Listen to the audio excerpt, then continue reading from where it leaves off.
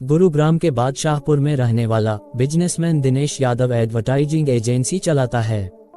उसे नए content creator और फीमेल मॉडल की तलाश थी। साल 2022 के 2 महीने निकल गए थे। उसके दिमाग में कुछ अलग और नया करने का कॉन्सेप्ट कुलबुला रहा था। 8-9 मॉडल्स का वह इंटरव्यू ले चुका था, लेकिन बात नहीं बनी थी। एक दिन लंच के बाद सोशल मीडिया के इंस्टाग्राम पर स्क्रॉल करते हुए 6 सेकंड के एक रील पर उसकी नज़र टिक गई थी। रील एक बेहद सुंदर मॉडल की थी। चेहरा जितना खूबसूरत, फिगर उतनी ही तराशी हुई। चंद शब्दों के संवाद, अदायगी का अंदाज और उच्चारण गजब का था। दिनेश के चेहरे पर एक मुस्कान फैल गई। उसने महसूस किया कि शायद अब उसकी तलाश पूरी होने वाली है। तुरंत रील पोस्ट करने वाले का प्रोफाइल देखने लगा। नाम Namra Qadir, artist, YouTuber, influencer, Delhi निवासी, 480 पोस्ट, इंस्टा पर 2 लाख से ज्यादा फॉलोअर और यूट्यूब पर 6 लाख से ज्यादा सब्सक्राइबर। उम्र मात्र 22 साल। उसने तुरंत अपने असिस्टेंट को यूट्यूबर से कांटेक्ट कर जल्द मीटिंग अरेंज करने का आदेश दे दिया। उसकी नज़र में नाम बड़ा था और पहचान भी बड़ी थी, इसलिए उससे ऑफिस के बाहर कहीं मीटिंग के लिए कहा था। असिस्टेंट ने घंटे भर के भीतर ही गुरुग्राम के एक रेस्टोरेंट में नामरा कादिर की दिनेश के साथ 2 दिनों बाद शाम के वक्त मीटिंग अरेंज करवा दी। दिनेश और नामरा की मीटिंग निर्धारित समय पर हो गई। दोनों के बीच अच्छी बातचीत हुई। दोनों के हमउम्र होने के कारण प्रोफेशन के बारे में सहज बातचीत हुई। दिनेश ने नामरा के वीडियो और रील्स की काफी तारीफ की। साथ ही वह उसकी तारीफ करने से भी नहीं चूका। वह बोला, आप तो बॉलीवुड की हीरोइन को मात करती हैं। आपका साथ मिला तो भविष्य में मैं ही आपको लेकर कोई फिल्म लॉन्च कर दूंगा। उन्होंने एक दूसरे के सहयोग के लिए न केवल हाथ बढ़ाया, बल्कि हाथ भी मिला लिया। एक छोटी सी बिजनेस डील हुई। डील के मुताबिक दिनेश के बिजनेस को प्रमोट करने के लिए नामरा ने 2 लाख रुपए मांगे, ताकि वह नामरा के लाखों करोड़ों व्यूअर्स के पास पहुंच बनाकर अपनी कंपनी का प्रमोशन कर सके। उसी दिन उन्होंने 1 सप्ताह बाद अगली मीटिंग की तारीख भी तय कर ली, जिसमें प्रमोशन संबंधी कंटेंट पर बातों करनी थी और उसी दिन 2 लाख रुपए पेमेंट भी किया जाना था। इस बार दिनेश को नामरा ने अपनी पसंद की जगह गुरुग्राम के मल्टीप्लेक्स रेस्टोरेंट में मिलने के लिए बुलाया। निर्धारित समय पर नामरा मल्टीप्लेक्स के रेस्टोरेंट में दिनेश के इंतजार में बैठी थी। कुछ देर बाद वहां दिनेश पहुंच गया। मिलते ही दिनेश ने कहा, सॉरी नामरा, मुझे थोड़ी देर हो गई। आइए, कोई बात नहीं, बिजनेस में 5-7 मिनट की देरी कोई मायने नहीं रखती है। नामरा अदब के साथ बोली, क्या मंगवाऊं आपके लिए, कॉफी या कुछ और? फिलहाल तो कॉफी ही, फिर आगे देखता हूँ, दिनेश बोला। नामरा ने बैरे की ओर इशारा किया और मेनू में कॉफी की लिस्ट देखने लगी। आपके वीडियो में एक एक अदा पर लाइक्स और कमेंट की बारिश होती है। दिनेश ने नामरा की तारीफ के साथ बात शुरू की। मैं तो हूँ ही ऐसी। नामरा इतराए, इस समय कौन से नए प्रोजेक्ट पर काम कर रही हैं? दिनेश ने पूछा। है एक, उसे सीरीज में बनाऊंगी, आजकल के लड़कों पर आधारित होगा। उसमें मुझे जगह मिलेगी क्या? दिनेश ने कहा। हैंडसम हो, डैशिंग पर्सनालिटी है, चाहेंगे तो जरूर कोई न कोई जगह निकाल लूंगी। नामरा बोली। वेब सीरीज होगी क्या? दिनेश ने पूछा। नहीं, उसमें तो बहुत पैसा खर्च होता है। यूं ही दिल्ली और उसके आसपास के 2-4 लोकेशनों पर शूट करवा लूंगी। ज्यादा से ज्यादा एक सीरीज 10-12 मिनट की होगी, यूट्यूब पर डाल दूंगी। नामरा बोली। सब्जेक्ट क्या होगा? दिनेश ने उत्सुकता दिखाई। यही तो राज है मेरा, लेकिन हाँ, एक में 2-3 कलाकार ही होंगे। उसमें लड़कियों के पीछे भागने वाले, लार टपकाते अमीरजादों को सबक मिलेगा। नामरा बोली। नाम तो बता दो, मैं कोई गैर थोड़े हूँ। आपको अपनी कंपनी के प्रमोशन का जिम्मा दिया है। इतना तो जानना चाहूंगा ही कि मेरी कंपनी को किस जगह प्रमोट किया जाने वाला है। दिनेश ने एक बार फिर उत्सुकता दिखाई।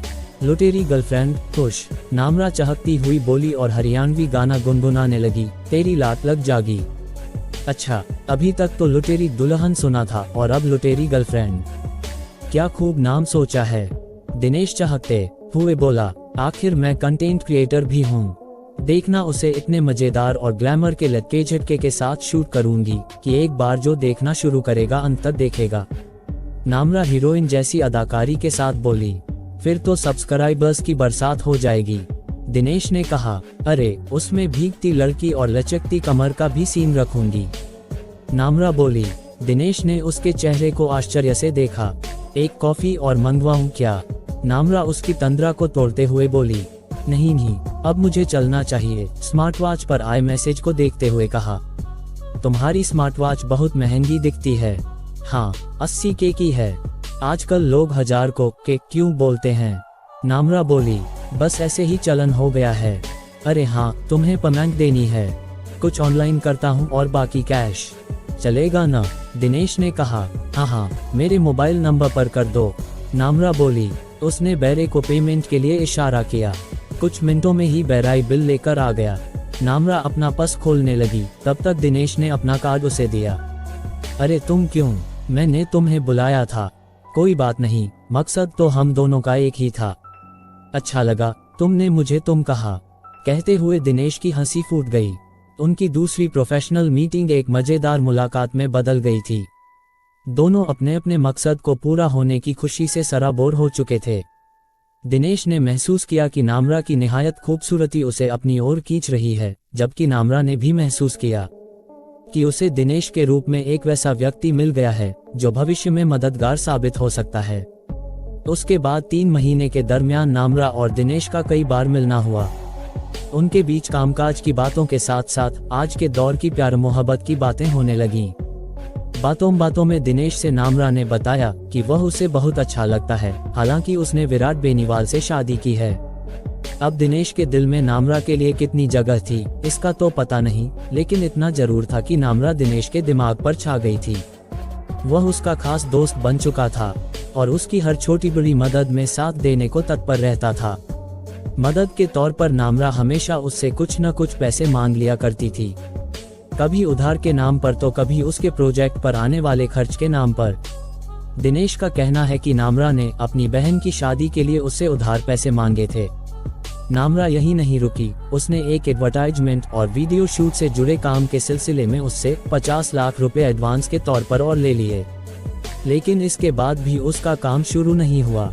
इस बारे में पूछने पर वह कुछ न कुछ मजबूरियां बताती रही।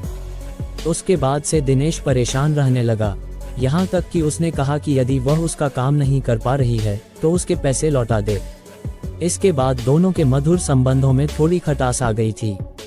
जबकि नामरा पति के साथ मिलकर उसके पैसों से अपने निजी प्रोजेक्ट के वीडियो शूट कर यूट्यूब पर रेगुलर डाले जा रही थी। उसके पैसे से ही जगह जगह घूमकर रील्स बना रही थी, फैशनेबल बनी फिर रही थी, मॉडलिंग और ब्लॉगर की दुनिया में सबसे आगे निकल जाने की होड़ में शामिल हो गई थी। दिनेश काफी समय से परेशान चल रहा था। उसी दौरान उसके पिता ने अपने बैंक से 5 लाख रुपए निकाले जाने के बारे में उससे जानकारी मांगी। उन्होंने पूछा कि इतने पैसे उसने किसे और क्यों ट्रांसफर किए हैं, जबकि उसे वह बिजनेस के लिए पहले से उसकी जरूरत के मुताबिक पैसा दे चुके हैं। इसी के साथ उन्होंने दिनेश को जबरदस्त डांट भी लगाए। पिता की डांट खाकर दिनेश को लगा कि उसकी गलती पकड़ी जा चुकी है, इसलिए इससे पहले कि उसकी बात पिता समेत बिजनेस या फ्रेंड सर्कल में फैले और उसकी बदनामी हो, वो इमेज को धक्का लगे, इससे पहले पिता को सारी बात बता देना जरूरी समझा। इसके बाद दिनेश ने पिता से पूरी बात बताई कि कैसे वह पिछले 7-8 महीने से ब्लैकमेलिंग का शिकार बना हुआ है। दिनेश के पिता बेटे की कहानी सुनकर अवाक रह गए। उन्होंने समझदारी से काम लिया। वह जानते थे कि उनका बेटा जालसाजी और ठगी का शिकार हो चुका है और ठगने वाली मीडिया जगत की सेलिब्रिटी लड़की है। ऐसे में वह अपने बचाव के लिए रेप जैसे हथकंडे भी अपना सकती है, इसलिए उसकी तरफ से कोई पहल किए जाने से पहले दिनेश का बचाव किया जाना जरूरी है। ये बात अगस्त 2022 की है। दिनेश ने पिता के कहने पर गुरुग्राम के थाने में नामरा कादिर और उसके पति विराट बेनीवाल के खिलाफ शिकायत दर्ज करवाई। शिकायत में लिखा कि दोनों पति पत्नी एडवर्टाइजिंग के काम के सिलसिले में उससे 6-7 माह के दरमियान 80 लाख रुपए ले चुके हैं, लेकिन उन्होंने उसका कोई काम नहीं किया है। उसमें नामरा ने बहन की शादी के लिए कुछ पैसे उधार के तौर पर लिए थे। पैसा वापस मांगने पर उल्टे उसे रेप में फंसाने की धमकी दी। उन्होंने उसे हनी ट्रैप में फंसा रखा है और उसकी वीडियो क्लिपिंग्स दिखाकर वसूली करते हैं। इस शिकायत के बाद गुरुग्राम की पुलिस ने नामरा और उसके पति की जांच शुरू की गई। दिनेश के आरोप के मुताबिक उसके साथ जालसाजी और पैसा वसूलने में शामिल होने को लेकर उन्हें कई बार थाने में बुलाया गया, लेकिन वे एक बार भी जांच के लिए नहीं पहुंचे। उल्टे अपने चैनल पर दिनेश के खिलाफ ही आरोप लगाते हुए नोटिस जारी कर अपनी सफाई पेश कर दी। साथ ही बचाव के लिए उन्होंने 1 नवंबर को गुरुग्राम की जिला अदालत में इस केस के सिलसिले में अग्रिम जमानत की अर्जी दाखिल कर दी। अदालत ने उनकी अर्जी ठुकरा दी। इसके बाद 24 नवंबर को इस सिलसिले में नामरा और उसके पति के खिलाफ आईपीसी की धारा 388 यानी धमकाकर जबरन वसूली करना, 406 आपराधिक तरीके से धोखा देना, 506 यानी धमकाना, 34 यानी साजिश के लिए एक राय होना और 328 यानी जख्मी करना या फिर जहर देकर नुकसान पहुंचाने की कोशिश करना जैसी धाराओं और इल्जामों के तहत केस दर्ज किया गया। इस तरह नामरा गुरुग्राम पुलिस द्वारा पूछताछ के लिए गिरफ्तार कर ली गई, जबकि पति विराट बेनीवाल पुलिस की गिरफ्त में नहीं आ पाया। इस मामले पर नामरा ने सोशल मीडिया पर अपना पक्ष रखा है। नामरा की ओर से उसके YouTube चैनल पर बताया गया है कि दिनेश यादव ने मुझ पर आरोप लगाया है कि मैंने उसके 70 से 80 लाख रुपए लूट लिए, उसे ब्लैकमेल करके और प्यार के झांसे में फंसा के। पहली बात, उसने मुझे 70 से 80 लाख रुपए नहीं दिए और उसने जितने भी पैसे मुझे दिए वह मेरे काम के लिए दिए थे। दिनेश यादव 2 दिसंबर 2021 को मेरे घर के पास मुझे खुद पिक करने आया था। गुरुग्राम में मेरे एक यूट्यूबर दोस्त के फ्लैट पर पार्टी चल रही थी, जहां वह पहले से मौजूद था। मैं इसे ज्यादा नहीं जानती थी, लेकिन मेरे दोस्तों के बोलने पर मैं इसके साथ चली गई, पति विराट को साथ लेकर। उस रात इसने मुझे महंगी चॉकलेट्स भी दिलाए और सुबह हमें ड्रॉप करने भी आया था। मुझे इम्प्रेस करने के लिए खर्च कर रहा था और जब उसने देखा कि मैं उससे इम्प्रेस नहीं हुई तो खुंदक में उसने पेमेंट देने में ड्रामे करने शुरू कर दिए। उसने कहा कि मैं टूट गया और उल्टी सीधी बातें करने लगा।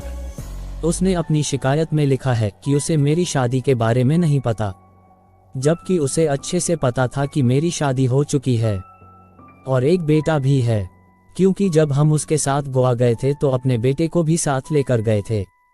नामरा के मुताबिक एक दिन 25 मई को उसने मुझे होटल में शूट करने के नाम पर बुलाया था और कहा कि तेरी पेंडिंग क्लियर कर दूंगा। मैंने होटल की लॉबी में पहुंचकर उसे फोन किया तो वह मुझे ऊपर अपने रूम में बुलाने लगा। मैंने उससे कहा कि नीचे आ जा, शूट कर लेंगे, तब तक विराट भी आ जाएगा, फिर ऊपर चलेंगे। उसने मुझे ऊपर बुलाने के लिए बहुत फोर्स किया। मैं नहीं मानी तो नीचे आ गया और जब मैंने उससे अपनी पेंडिंग पेमेंट 40,000 ले ली तो फिर से वह मुझे ऊपर रूम में चलने के लिए फोर्स करने लगा, ये कहकर कि मेरे सिर में दर्द हो रहा है, कब तक यहाँ बैठकर विराट का वेट करेंगे, वह सीधा ऊपर आ जाएगा। मैंने उसकी बात नहीं मानी तो वह कहने लगा कि नहीं चल रही है तो मेरे पैसे वापस दे दे। मैंने उससे कहा कि पैसे तो मेरी पहले की पेमेंट है, ये क्यों दूं? फिर उसने मेरा पर्स छीन कर पैसे निकाल लिए और चिल्ला चिल्ला बहुत बदतमीजी करने लगा कि मेरे पैसे दे, फ्री में नहीं बुलाता हूँ तुझे, हर बात में तेरी मर्जी नहीं चलेगी। वहाँ होटल का स्टाफ इकट्ठा हो गया और दिनेश पैसे छीनकर अपने रूम में वापस चला गया। मशहूर यूट्यूबर नामरा कादिर की एक अपनी पहचान है। बिजनेसमैन दिनेश की शिकायत के मुताबिक उसने अपने हुस्न के जाल यानी हनी ट्रैप में फंसाकर उसे ब्लैकमेल किया, उससे करीब 80 लाख रुपए वसूल लिए। ये रुपए नामरा ने बिजनेसमैन को रेप के झूठ केस में फंसाने की धमकी देकर हड़पे। 22 वर्षीय नामरा कादिर का जन्म 27 जून 1999 को फरीदाबाद में हुआ था। उसकी पढ़ाई लिखाई फरीदाबाद, दिल्ली NCR में हुई। वह एक यूट्यूबर, इंस्टाग्राम मॉडल और सोशल मीडिया इन्फ्लुएंसर हैं। हालांकि उसका ये सफर 2017 में मिस दिल्ली चुनी जाने के बाद शुरू हुआ था। मॉडलिंग से काम शुरू करते हुए नामरा कादिर ने यूट्यूब पर शॉर्ट कॉमेडी फिल्म और मनोरंजक वीडियो बनाकर साल 2019 में अपने करियर की शुरुआत की थी। तब नामरा के टिकटॉक पर लाखों फॉलोअर्स थे, लेकिन 2020 में टिकटॉक ऐप को भारत में प्रतिबंधित कर दिए जाने के बाद म्यूजिक वीडियो में काम करने लगी। रचित रोझा, अनिकेत बेनीवाल, विराट बेनीवाल जैसे कई बड़े यूट्यूबर्स के साथ नामरा ने बतौर एक अभिनेत्री और मॉडल के रूप में भी काम किया। इसकी वजह से वह काफी लोकप्रिय हो गई और सोशल मीडिया इन्फ्लुएंसर बन गई। नामरा शादीशुदा है और एक बच्चे की मां भी है। दिल्ली के शालीमार गार्डन का रहने वाला पति विराट बेनीवाल उसके साथ काम करता है। दरअसल नामरा पर आरोप है कि उसने अपने पति के साथ मिलकर गुरुग्राम के एक बिजनेसमैन को अपने जाल में फंसाया है। इसके तहत गुरुग्राम के सेक्टर 50 थाने के SHO राजेश कुमार द्वारा सख्ती से की गई पूछताछ में उसने अपना जुर्म कबूल कर लिया। उसके बाद हनी ट्रैप और जालसाजी की कहानी उभर कर सामने आई। वह इस प्रकार है। नामरा ने पहले तो दिनेश से कुछ मीटिंग अरेंज की, किंतु बाद में जब वह काम नहीं करने की शिकायत करने लगा, तब पति विराट बेनीवाल के साथ जाकर मिलने लगी। दोनों ने काम में आ रही बाधा और देरी के सिलसिले में उसे समझाने की कोशिश की। फिर भी दिनेश उधार और काम के एवज में दिया गया पैसा लगातार मांगता रहा। तब उन्होंने मिलकर एक योजना बनाई। योजना को अगस्त 2022 को अंजाम दिया गया। नामरा ने पैसे देने के लिए गुरुग्राम के सोहना रोड स्थित एक होटल में उसे बुलाया। वहां नामरा और विराट ने पहले से ही रात को ठहरने के लिए एक कमरा बुक कर लिया था। ये वही जगह थी जहां उसकी नामरा से पहली मुलाकात हुई थी। इस कारण दिनेश वहां बेझिझक चला गया और रात वहीं गुजारी।